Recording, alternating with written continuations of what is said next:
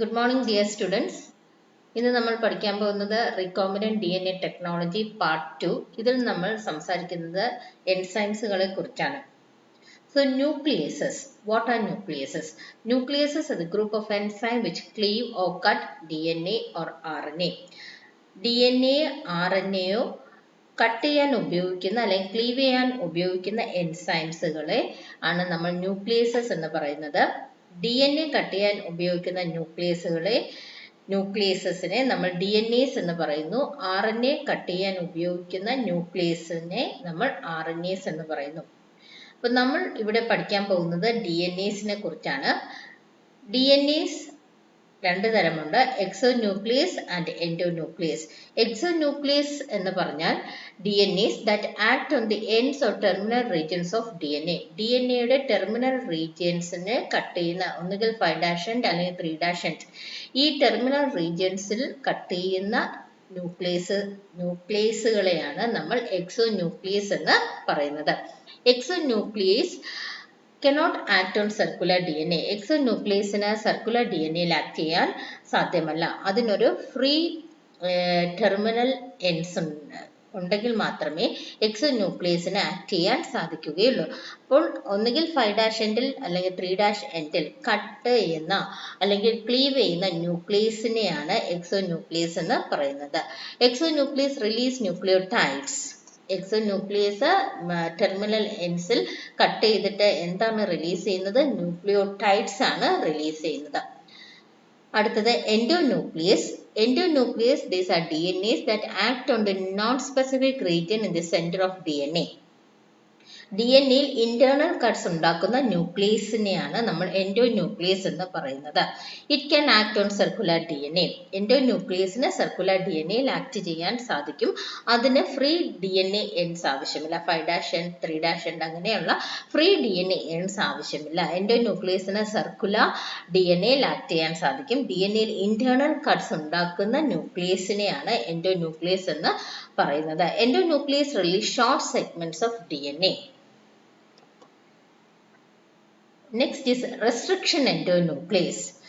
Restriction endonuclease എന്ന് പറഞ്ഞാൽ എന്ന് പറഞ്ഞാൽ എന്താണ്? DNAയിൽ ഇന്റേണൽ കട്ട്സ് ഉണ്ടാക്കുന്ന ന്യൂക്ലിയസിനെയാണ് റെസ്ട്രിക്ഷൻ എൻഡോന്യൂക്ലിയസ് അല്ല എൻഡോന്യൂക്ലിയസ് എന്ന് പറയുന്നത്. DNAയിൽ ഇന്റേണൽ കട്ട്സ് ഉണ്ടാക്കുന്ന ന്യൂക്ലിയസിനെയാണ് എൻഡോന്യൂക്ലിയസ് എന്ന് പറയുന്നത്. ഇത്തരത്തിലുള്ള എൻഡോന്യൂക്ലിയസ് ഒരു സ്പെസിഫിക് സൈറ്റിൽ അല്ലെങ്കിൽ ഒരു സ്പെസിഫിക് സീക്വൻസിൽ ആണ് ആക്ട് ചെയ്യുന്നതെങ്കിൽ അത്തരത്തിലുള്ള എൻഡോന്യൂക്ലിയസിനെയാണ് റെസ്ട്രിക്ഷൻ എൻഡോന്യൂക്ലിയസ് എന്ന് പറയുന്നത്. റെസ്ട്രിക്ഷൻ എൻഡോന്യൂക്ലിയസ് എന്ന് പറഞ്ഞാൽ ഒരു സ്പെസിഫിക് പൊസിഷനിൽ അല്ലെങ്കിൽ ഒരു സ്പെസിഫിക് സൈറ്റിൽ അല്ലെങ്കിൽ ഒരു സ്പെസിഫിക് സീക്വൻസിൽ ആക്ട് ചെയ്യുന്ന എൻഡോന്യൂക്ലിയസുകളെയാണ് റെസ്ട്രിക്ഷൻ എൻഡോന്യൂക്ലിയസ് എന്ന് പറയുന്നത്. ഈ എൻഡോന്യൂക്ലിയസ് റെസ്ട്രിക്ഷൻ എൻഡോന്യൂക്ലിയസ് ഒരു സ്പെസിഫിക് സീക്വൻസിൽ ആണ് കട്ട് ചെയ്യുന്നതെന്ന് പറഞ്ഞല്ലോ. റെസ്ട്രിക്ഷൻ എൻഡോന്യൂക്ലിയസ് കട്ട് ചെയ്യുന്ന ആ സ്പെസിഫിക് സീക്വൻസ് എന്ന് പറയുന്നത് പാലിയൻഡ്രോമിക് സീക്വൻസുകളായിരിക്കും. എൻഡോന്യൂക്ലിയസ് എന്ന് പറഞ്ഞാൽ എന്താണ്? DNAയിൽ ഇന്റേണൽ കട്ട്സ് ഉണ്ടാക്കുന്ന ന്യൂക്ലിയസിനെയാണ് എൻഡോന്യൂക്ലിയസ് എന്ന് പറയുന്നത്. റെസ്ട്രിക്ഷൻ എൻഡോന്യൂക്ലിയസ് എന്ന് പറഞ്ഞാൽ എൻഡോന്യൂക്ലിയസുകളാണ്, പക്ഷേ അവ DNAയിൽ ഒരു സ്പെസിഫിക് റീജിയനിൽ അല്ലെങ്കിൽ ഒരു സ്പെസിഫിക് പൊസിഷനിൽ അല്ലെങ്കിൽ ഒരു സ്പെസിഫിക് സീക്വൻസിലായിരിക്കും കട്ട് ചെയ്യുന്നത്. അത്തരത്തിലുള്ള എൻഡോന്യൂക്ലിയസുകളെയാണ് റെസ്ട്രിക്ഷൻ എൻഡോന്യൂക്ലിയസ് എന്ന് പറയുന്നത്. റെസ്ട്രിക്ഷൻ എൻഡോന്യൂക്ലിയസ് ആക്ട് ചെയ്യുന്ന DNA സീക്വൻസുകൾ എപ്പോഴും പാലിയൻഡ്രോമിക് സീക്വൻസുകളായിരിക്കും. പാലിയൻഡ്രോമിക് സീക്വൻസുകൾ എന്ന് പറഞ്ഞാൽ എന്താണ്? These are DNA sequence that read same in forward and backward direction. ഇത് DNAയിൽ കാണുന്ന സീക്വൻസുകളാണ്, nucleotide സീക്വൻസുകളാണ് that read same in forward and backward direction. So palindromic sequences are nucleotide sequences in DNA that read same in forward and backward direction. അത്തരത്തിലുള്ള palindromic സീക്വൻസുകളിലാണ് restriction എൻഡോന്യൂക്ലിയസുകൾ act ചെയ്യുന്നത്. Restriction എൻഡോന്യൂക്ലിയസിനെ നമ്മൾ പലതായിട്ട് തിരിക്കുന്നുണ്ട്. Type 1, type 2 and type 3.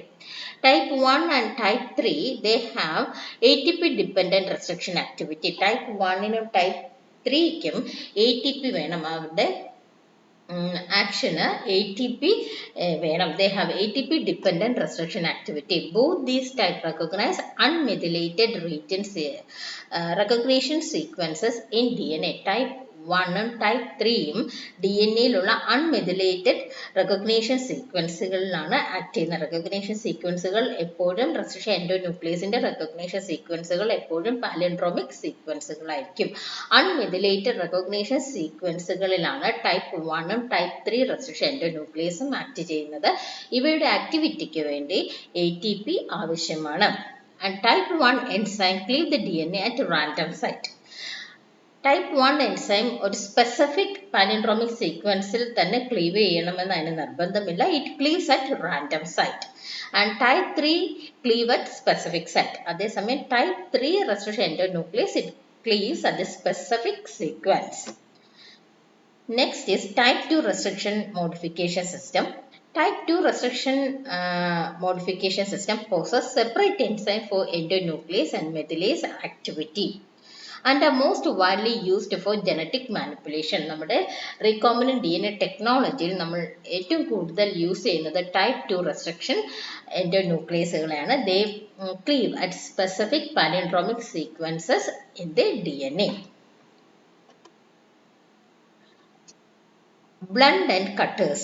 Blunt end cutters എന്ന് പറഞ്ഞാൽ ചില restriction endonucleaseകൾ DNA-യിൽ പാലിൻഡ്രോമിക് സീക്വൻസിൽ കട്ട് ചെയ്യുമ്പോൾ നിങ്ങൾക്ക് ഈ രണ്ടാമത്തെ പിക്ചറിൽ കാണുന്നത് പോലെ അത് DNA-യുടെ രണ്ട് സ്ട്രാൻഡ്സിലും ഒരേ പൊസിഷനിലായിരിക്കും കട്ട് ചെയ്യുന്നത്.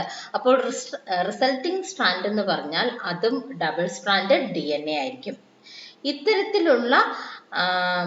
ഇത്തരത്തിൽ DNA കട്ട് ചെയ്യുന്ന റെസ്ട്രിക്ഷൻ എൻഡോന്യൂക്ലിയസുകളെയാണ് ബ്ലണ്ട് എൻഡ് കട്ടേഴ്സ് എന്ന് പറയുന്നത്. രണ്ടാമത്തെ GATATC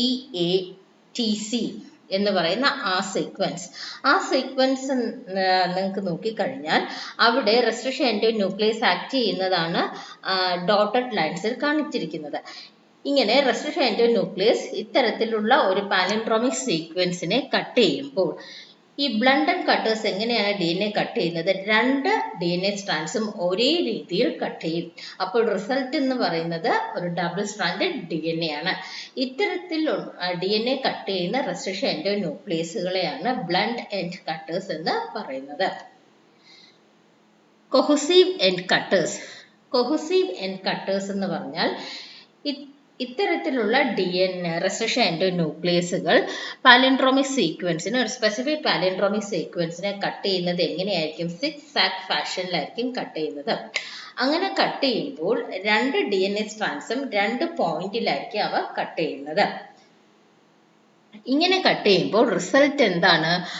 DNA സ്ട്രാൻഡ്സ് നമുക്ക് കാണാം, ഇവിടെ കാണാം. ആദ്യത്തെ പിക്ചറിൽ കാണിച്ചിരിക്കുന്നത് പോലെ ഒരു സിംഗിൾ സ്ട്രാൻഡഡ് DNA സ്ട്രാൻഡ്സ് ലഭിക്കും. ഇത്തരത്തിലുള്ള ആ സിംഗിൾ സ്ട്രാൻഡഡ് റീജിയനെയാണ് നമ്മൾ കൊഹസീവ് എൻഡ് അല്ലെങ്കിൽ സ്റ്റിക്കി എൻഡ്സ് എന്ന് പറയുന്നത്. സോ ഇങ്ങനെ DNA കട്ട് ചെയ്യുന്ന ഒരു സിക്സാക് ഫാഷനിൽ DNA കട്ട് ചെയ്യുന്ന റെസ്ട്രിക്ഷൻ എൻഡോന്യൂക്ലിയസുകളെയാണ് കൊഹസീവ് എൻഡ് കട്ടേഴ്സ് എന്ന് പറയുന്നത്. അപ്പോൾ കൊഹസീവ് എൻഡ് കട്ടേഴ്സ് എങ്ങനെയാണ് DNA കട്ട് ചെയ്യുന്നത്? കൊഹസീവ് എൻഡ് കട്ടേഴ്സ് ഒരു പാലിൻഡ്രോമിക് സീക്വൻസിൽ സിക്സാക് ഫാഷനിലാണ് കട്ട് ചെയ്യുന്നത്. അതുകൊണ്ട് തന്നെ രണ്ട് DNA സ്ട്രാൻഡ്സിലും രണ്ട് പോയിന്റിലാണ് അവ കട്ട് ചെയ്യുന്നത്. അതുകൊണ്ട് തന്നെ റിസൾട്ടന്റ് DNA നമുക്കൊരു സിംഗിൾ സ്ട്രാൻഡഡ് റീജിയൻ ലഭിക്കും. ഇങ്ങനെ ലഭിക്കുന്ന സിംഗിൾ സ്ട്രാൻഡഡ് റീജിയനെയാണ് നമ്മൾ സ്റ്റിക്കി അഥവാ കൊഹസീവ് എൻഡ് എന്ന് പറയുന്നത്. ഇതുപോലെ സിംഗിൾ സ്ട്രാൻഡഡ് DNAയോടുകൂടി DNA പ്രൊഡ്യൂസ് ചെയ്യുന്ന റെസ്ട്രിക്ഷൻ എൻഡോന്യൂക്ലിയസുകളെ ആണ് കൊഹസീവ് എൻഡ് കട്ടേഴ്സ് എന്ന് പറയുന്നത്. അടുത്ത് നമുക്ക് നോക്കാം എങ്ങനെയാണ് restriction എൻഡോന്യൂക്ലിയസുകളെ പേരിടുന്നത്. nomenclature of restriction endonuclease, and this was proposed by Smith and Nathans in 1973. restriction endonucleaseകളുടെ പേര് നോക്കിക്കഴിഞ്ഞാൽ നമുക്ക് കാണാം ഫസ്റ്റ് 3 letters in italics. ഈ ഇറ്റാലിക്സിൽ കാണുന്ന first 3 letters it indicate the biological source of the enzyme. എവിടെ നിന്നാണ് ഈ എൻസൈം ഐസൊലേറ്റ് ചെയ്തെടുത്തിരിക്കുന്നത്, ആ ബയോളജിക്കൽ സോഴ്സ് ആണ് ഈ first 3 letters in italics denote ചെയ്യുന്നത്. and first letter being the italics of the genus. First letter എന്ന് പറയുന്നത് ഇറ്റാലിക്സിലുള്ള ഫസ്റ്റ് ലെറ്റർ അതിൻ്റെ ജീനസിൻ്റെ ഫസ്റ്റ് ലെറ്റർ ആണ്. And second and third letter സ്പീഷ്യസിൻ്റെ ലെറ്റേഴ്സ് ആണ്. സോ ഫസ്റ്റ് 3 ലെറ്റേഴ്സ് ഇറ്റാലിക്സിലാണ് ഫസ്റ്റ് 3 ലെറ്റേഴ്സ് ഉള്ളത്. ഇറ്റാലിക്സിൽ കാണുന്ന ഫസ്റ്റ് 3 ലെറ്റേഴ്സ് എന്ന് പറയുന്നത് റെസ്ട്രിക്ഷൻ എൻഡോന്യൂക്ലിയസ് എവിടെ നിന്ന് എടുത്തു എന്ന ബയോളജിക്കൽ സോഴ്സ് ആണ്. അതിൽ ഫസ്റ്റ് ലെറ്റർ എന്ന് പറഞ്ഞാൽ ജീനസിന്റെ ഫസ്റ്റ് നെയിമും സെക്കൻഡ് ആൻഡ് തേർഡ് ലെറ്റർ സ്പീഷ്യസിൽ നിന്ന് എടുത്തതാണ്. And then comes the strain. ഏത് സ്ട്രെയിൻ? ഈ C0R എന്ന് പറഞ്ഞാൽ R എന്ന് പറയുന്നത് സ്ട്രെയിൻ ആണ്. ഈ C0 എന്ന് പറഞ്ഞാൽ ഈ കോളൈ R സ്ട്രെയിൻ. അപ്പോൾ ആദ്യത്തെ 3 ലെറ്റർ കഴിഞ്ഞിട്ട് പിന്നെ വരുന്ന ലെറ്റർ എന്ന് പറയുന്നത് സ്ട്രെയിൻ. ഏത് സ്ട്രെയിനിൽ നിന്നാണ് ഈ റെസ്ട്രിക്ഷൻ എൻഡോന്യൂക്ലിയസ് ഐസൊലേറ്റ് ചെയ്തിരിക്കുന്നത്.